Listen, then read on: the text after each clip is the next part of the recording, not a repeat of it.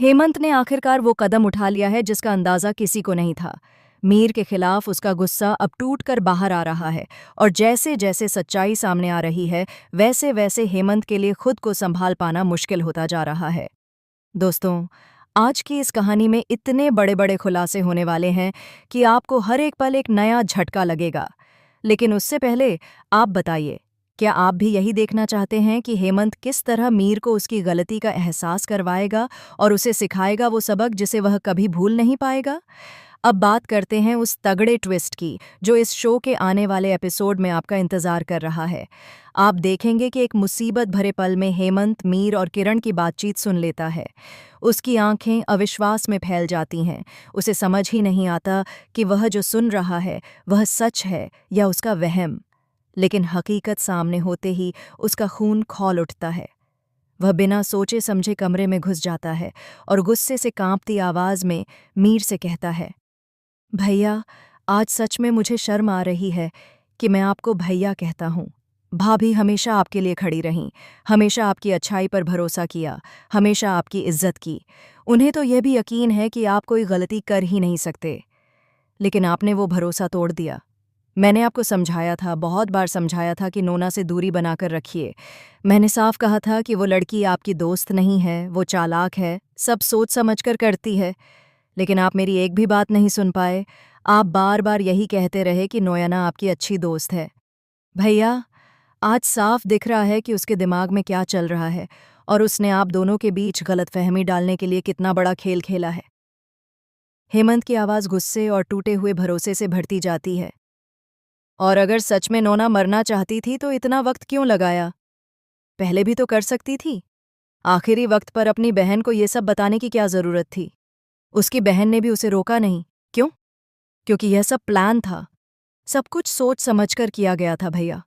और आप उसकी बातों में आकर अपनी शादी, अपने रिश्ते, अपने घर को दांव पर लगाए। हेमंत मीर के सामने खड़ा होता है, आंखों में गुस्सा, दुख और बेबसी का तूफान। भाभी को आपने धोखा दिया, उनकी भावनाओं को चोट पहुंचाई। वो सोचती हैं कि आप दुनिया के सबसे अच्छे इंसान हैं, और अगर मैं उन्हें जाकर यह सब बताऊं तो वह मानेंगी भी नहीं, क्योंकि उन्हें भरोसा है आप पर, आपकी नीयत पर, आपके हर फैसले पर।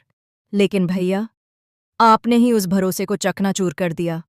मैं यह सब किसी से छुपाने वाला नहीं हूं। मैं भाभी को सच बताने जा रहा हूं। अब वह जो भी फैसला लेंगी, मैं उसके साथ खड़ा रहूंगा। यह सुनकर किरण बीच में आता है। वह हेमंत को रोकने की कोशिश करता है। हेमंत, तू इतना गुस्सा क्यों कर रहा है? किस बात का? भाई हमसे बड़े हैं, हमारी इज्जत करते आए हैं। उन्होंने अगर कोई गलती की भी है तो अनजाने में। तू ऐसे बोलकर क्या पा लेगा? तू छोटा है, तुझे समझदारी से काम लेना चाहिए। मैं इनका सगा भाई हूं, मुझे पता है क्या सही है, क्या गलत है। तू इस मामले में पड़ क्यों रहा है? दूर रह, यही बेहतर है। किरण की बातें सुनकर हेमंत का गुस्सा और बढ़ जाता है। वह पलटकर कहता है, किरण, यह सगा सौतेला वाला ड्रामा यहाँ इंडिया में नहीं चलता, समझे?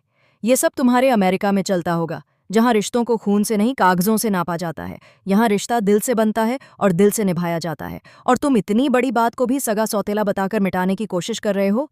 भाभी तकलीफ में है, घर बिखर रहा है, और तुम खड़े हो गए हो अपने सगेपन के नाम पर। अगर तुम्हें ये सब दिखाई नहीं दे रहा तो ये तुम्हारी कमजोरी है, मेरी नहीं। इसके बाद कहानी में आता है सबसे बड़ा झटका। हेमंत तय कर लेता है कि अब वह तुलसी को पूरा सच बताएगा। वह उसके पास जाता है और उसे सारी बात बताता है। कैसे मीर सब छोड़ने की बातें कर रहा था, कैसे उसने नोना के बहकावे में आकर अपनी ही जिंदगी बर्बाद कर दी, कैसे उसने घर और रिश्तों की कद्र करना भूल गया। तुलसी यह सब सुनकर सन्न रह जाती है।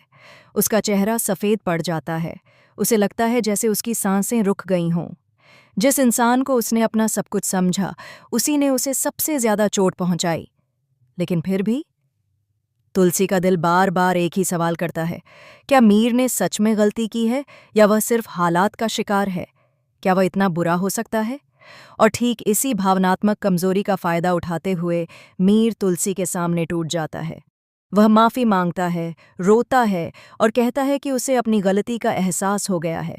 और जैसे अक्सर होता है, तुलसी का दिल एक बार फिर पिघल जाता है।